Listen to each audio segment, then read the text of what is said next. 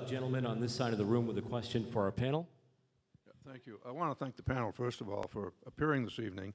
One of the issues with any kind of drug abuse is rehabilitation. You've talked a little about detox, but are there any plans or anything going forward, perhaps Dr. Ng could reflect on this, for any kind of a rehabilitation program for those users who have now found they've gone in the wrong direction?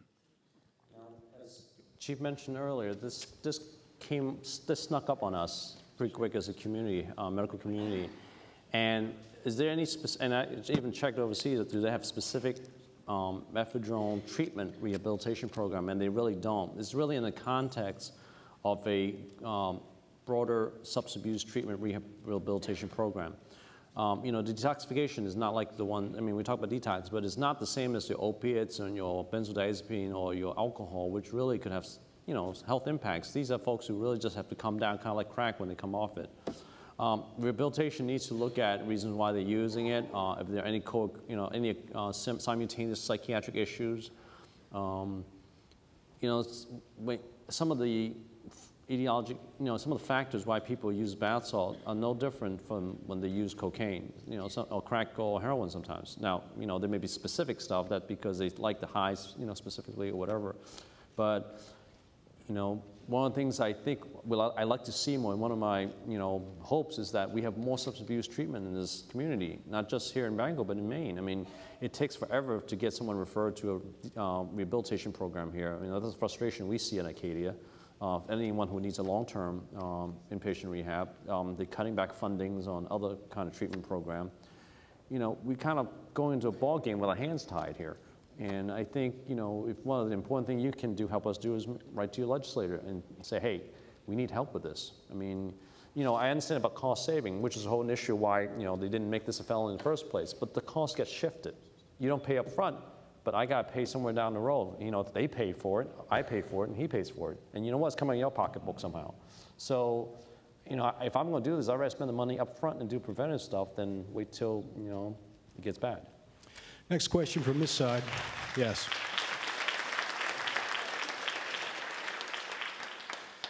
Next question on this side of the room comes from a pharmacy student.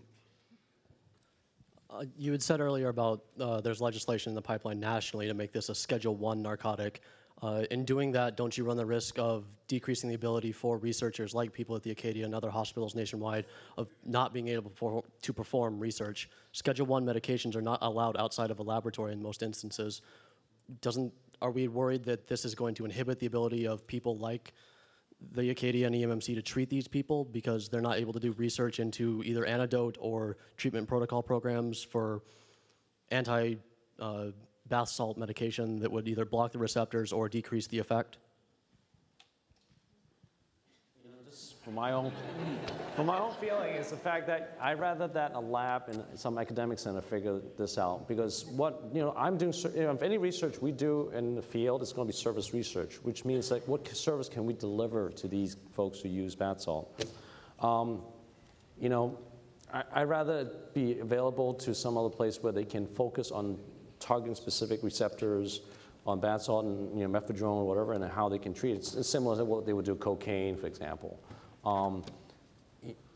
It's not just my end. It's the fact that the law enforcement needs this, the community needs this. So it's a combination of we got to weigh the pluses and minuses. So. All right, and there was, the UK has seen this as more out as an issue than we have since 2003, and it really wasn't until 2010 that it was made illegal. And there were, in fact, attempts to do clinical research, a very large study that was started in 2008, and ultimately it was shut down because they felt like there was so much damage from the drug, regardless of its legal status, that it wasn't ethical to do that study. So I think that I would, from a medical ethical perspective, I'd rather say it's a Schedule I, and we know that you can, a research chemist at a major university can get samples to work on antidotes, but that not doing that and leaving it available in the community just so that we can get a better sense of how to take care of it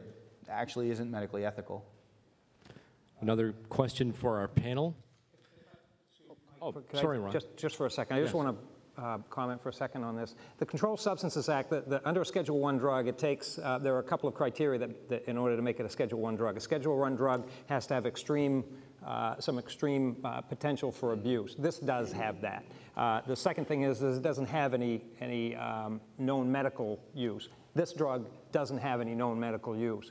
And I want to be very clear, we are all up here, we all have the same goal. However, I want to be very clear. My concern is for the safety of citizens. That's what I'm here for. That's what I want this to do. And if it means we need to create a law that takes these drugs off the street, then by goodness, well, that's what we're going to do, and I'm going to push for it.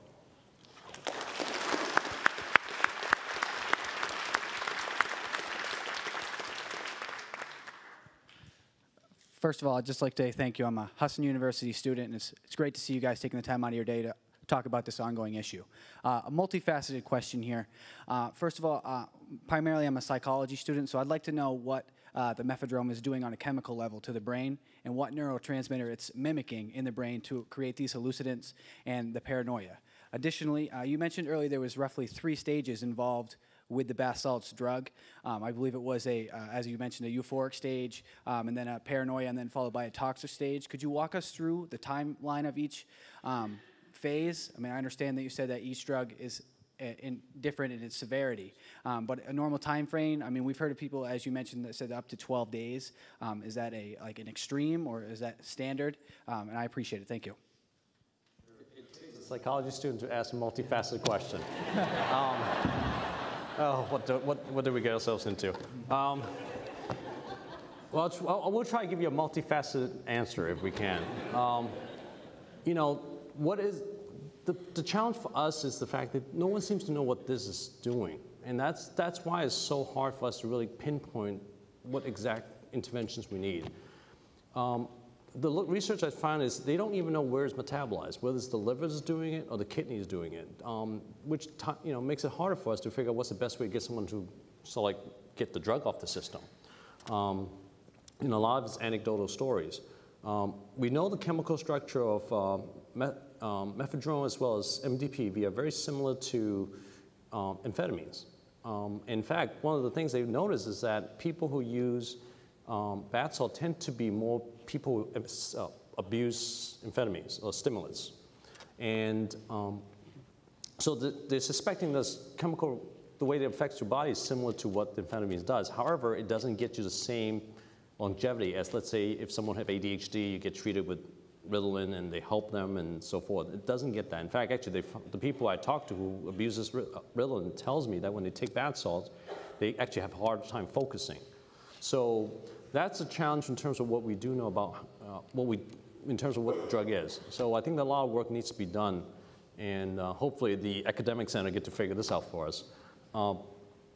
The timeline-wise, the report I've got from patients is that the initial high lasts anywhere from a few minutes to a couple hours, and that's usually the effects could be increased energy, increased sex drive, increased euphoria. I mean, these are just simple things that people may report.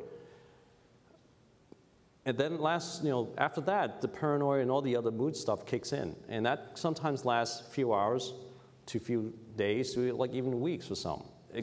There's no marker that can say this person is going to have paranoia, this person is going to have depression, or this person is going to have, within 2 hours he's going to get paranoid, this person is going to, within 4 hours he's going to get suicidal.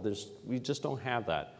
All we know is that, at least from my experience, the first week or two after someone who, let's just say, use it and don't use it again, I have to say I'm on the lookout for any problems within the first 2 weeks. And they may not have anything, but I usually worry about that. And sometimes I send patients home, even though they're feeling better, the paranoia, they're not feeling it anymore. I still have them take another week of medication just to make sure this paranoia doesn't come back. So I wish I can give you a more concrete answer, but unfortunately the research doesn't allow us that right now. So. Yeah, I mean, we can sort of throw out just a brief foray into neurochemistry. We know that what amphetamines typically do is cause serotonin release, they cause dopamine release, they cause all of those melatonin release, all those things that make us feel good, and that would make sense because you want to take something that makes you feel good. so we sort of guess that maybe that's what's happening. But this also makes us release a lot of adrenaline and noradrenaline and all these other things that make your heart go at 150 miles an hour and make you feel like anytime somebody slams a door, you're going to go through the roof, and all those other things as well. And when you talk to people who use ecstasy, they may use and have flashbacks for 3 to 4 weeks afterwards, brief 5 to 10 second things, and we would expect to see the exact same thing here. We know that this is not it's not like you're adding a drug that goes to a specific receptor. These are all drugs that change the way your body is releasing its own chemicals and the way it's breaking down its own chemicals. And so that's really going to impact on an individual basis, everybody based on how they normally function. You know, to put it real concretely, our brain is like an electrical circuit. It doesn't take much to throw the circuit off, but it takes a long time for a circuit to go back. And, you know, one hit of bath salt can set you back. I don't know what it's going to be like for someone. I mean, this is what, 6 months into the thing? I mean, I don't know what we'll be having, what kind of conversation we'll be having in terms of a year from now, 2 years, about someone who's been using it since spring of this year. It just, you know, what I see at PCP scares the heck out of me. The fact that people, they stop using it for years, but their brain is just mush, basically, because of, you know, what it did to the brain with the brief time to use PCP. I don't want to see this as bath salt, and hopefully we can do something about it. Mush is the medical term. Yeah, it's not a psych term, but it's a miracle.